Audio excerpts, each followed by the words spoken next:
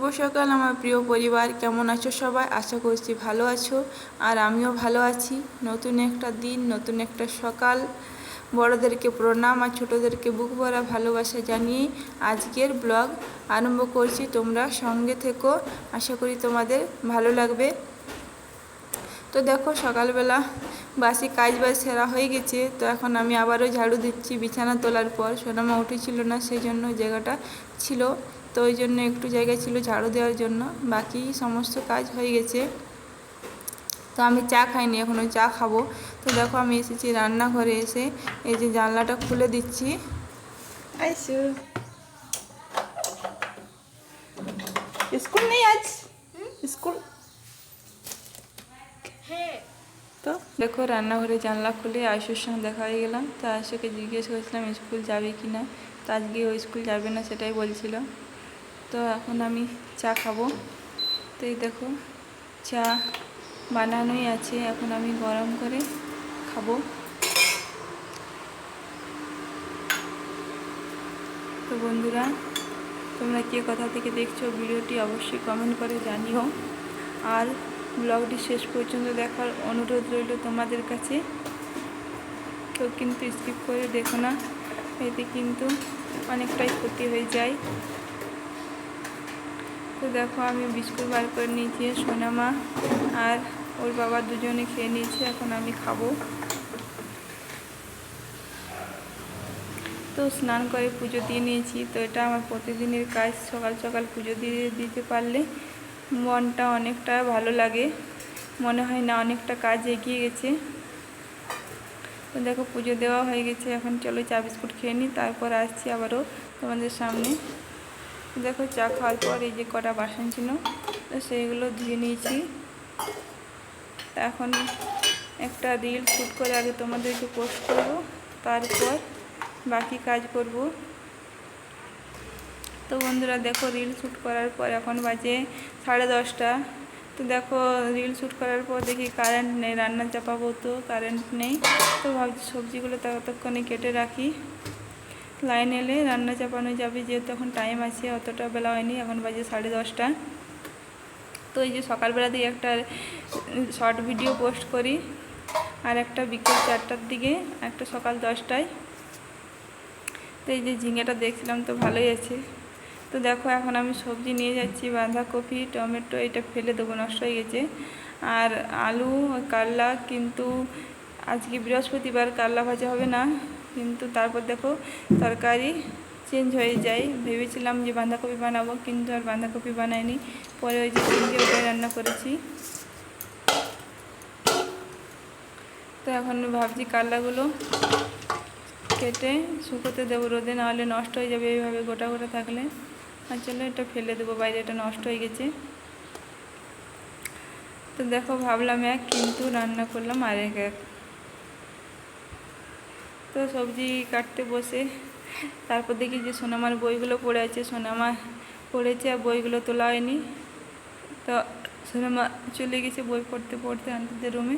তো সেই জন্য সোনামার বইগুলো এখন তুলে রেখে দিচ্ছি। আর যেহেতু এখন স্কুল যায় না, সেই জন্য ব্যাগ কিনি না। এই যে থলির মধ্যে এভাবে এখন রেখে দিই, স্কুল যখন যাবে তখন নয় ব্যাগ কেনা যাবে। তো সেদিনকে তোমাদেরকে বলেছিলাম যে শাখাটা আমার বেড়ে গেছে। তো এই যে একটা পুরনো শাখা ছিল আমার কাছে, তো ভাবলাম পরে নিই, হাতটা ফাঁকা ফাঁকা লাগছে, শাখা না থাকলে দেখতে ভালো লাগে না। তো সেই জন্য পুরনো একটা শাখা ছিল। শাখাটা কিন্তু অনেক শক্ত, পুরনো হলেও। তো সেটাই এখন আমি পরে নিয়েছি। তো সকাল সকাল স্নান করেছি, তো হাতটা ভেজা, খুলতে একটু অসুবিধা হচ্ছে, মানে হাতটা জল পেলে তো খুলে যায়।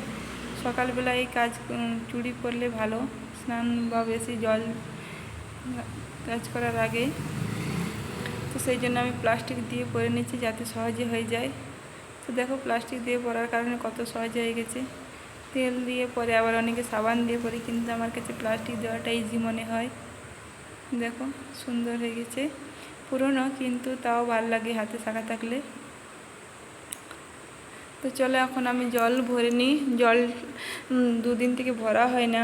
তো দেখো, আধা বালতি জল আছে, তো এই জলটা বোতলের মধ্যে রেখে দিই, জল হলে তাড়াতাড়ি ভরতে পারবো। তো দেখো, ততক্ষণে লাইন চলে এসেছে 11টার সময়। তো আধ ঘন্টা পর লাইন এসেছে। তো সে তখন রান্নার চাপিয়ে দিয়েছি, ওদিকে ভাত হচ্ছে আর এদিকে জল বোতলের মধ্যে ভরে বালতি দুটো সাবান গুঁড়ি দিয়ে ধুয়ে নিয়েছি। আজকে অনেক দিন পর সাবান গুঁড়ি দিয়ে দিলাম, প্রতিদিন আর সাবান গুঁড়ি দিয়ে ধোয়া হয় না, সেই জন্য একটু নোংরা হয়েছিল ভিতরটা জল রেখে রেখে, সেই জন্য সাবান গুঁড়ি দিয়ে আজ ভালো করে ধুয়ে নিয়েছি। তো সেগুলো এখন এখানে রেখে দিচ্ছি, জল এলে তাড়াতাড়ি ভরতে পারবো। কিন্তু তারপর আর জল আসেনি বন্ধুরা, জল এসেছে 7:30 কি 8টা বাজে তখন। তো তোমাদেরকে লাইভে বলেছিলাম যে জল ভরতে গিয়ে আমি পুরো ভিজে গেছি, বাইরে বৃষ্টি হচ্ছিলো আর এদিকে জল এসে গেছে, জল ভরতে গিয়ে পুরো ভিজে গেছি রাত্রিবেলা। দেখো বোতলগুলো সব ভরে এখানটায় রেখে দিয়েছি। তো এখন আমি ভাত নামিয়ে এখন আমি চাপাচ্ছি সবজি, এই যে ঝিঙে আলুর একটা সবজি করব। তো আর দেখো এখান থেকে আমি মশলার কৌটোগুলো নিয়ে নিচ্ছি। আর ওই যে দেখতে পাচ্ছ ওখানে একটা সেমাইয়ের কৌটো, ওইখান থেকে ফোনটা রেখে তোমাদের সঙ্গে ভিডিও শ্যুট করে দেখাচ্ছিলাম আর কি। এইভাবেই আমি ভিডিও শ্যুট করি এখন, যেহেতু আমার কাছে কোনো ট্রাইপড নেই, সেই জন্য এইভাবে কৌটো কাটার মধ্যে রেখেই ভিডিও শ্যুট করি বন্ধুরা। তা দেখো এখানে সোনামা আর চিন্টু, ওই যে সোনামার ফ্রেন্ড, ওরা দুজন গল্প করছে। এই দেখো চিন্টু, এখানে সোনামা এই যে বসে বসে জানলার পাশে গল্প করছে, আর আমি এখানে রান্না করছি। তো আজ তো বৃহস্পতিবার, পেঁয়াজ দেওয়া যাবে না, সেই জন্য এইভাবে নর্মালভাবে রান্না করছি, জিরে গুঁড়ো ধনে গুঁড়ো দিয়ে। আর এই জন্য সোনামার জন্য লঙ্কা ছাড়া তুলে রেখে দিয়েছি, আর এখানে আমি লঙ্কাটা আমাদের তরকারির মধ্যে দিয়ে দেবো। তো দেখো আমি এইভাবেই লঙ্কা দিই, লঙ্কাটা প্রথমে গোটা সেদ্ধ করে নিয়েছি, গোটা সেদ্ধ করলে তার ঝাল হবে না, সেই জন্য তারপরে সোনামার জন্য তুলে রেখে এখন এইভাবে লঙ্কাটাকে, দেখো এক হাতে ক্যামেরা করছে আর এক হাতে করছে, সেই জন্য লেট হচ্ছে। তো কী করা যায় বন্ধুরা। তো দেখো এইভাবে লঙ্কাটাকে থেতলে তারপর আমি তরকারির সঙ্গে মিক্স করে দেবো, এতে কিন্তু ঝাল হয়। আর শুকনো লঙ্কার গুঁড়ো কমই খায় না বললেই চলে, এইভাবে কাঁচা লঙ্কা তরকারির মধ্যে দিই। তো দেখো তরকারি আমার প্রায় হয়ে এসেছে, একটু জল রেখেছি ভাত মাখার জন্য। আর সেরকম কিছু রান্না করব না, এই ঝিঙে আলু দিয়ে একটা ঝোলভাবে তরকারি করেছি, আর বানাবো টমেটো চাটনি, আর কিছু বানাবো না বন্ধুরা আজকে। এই যে দেখো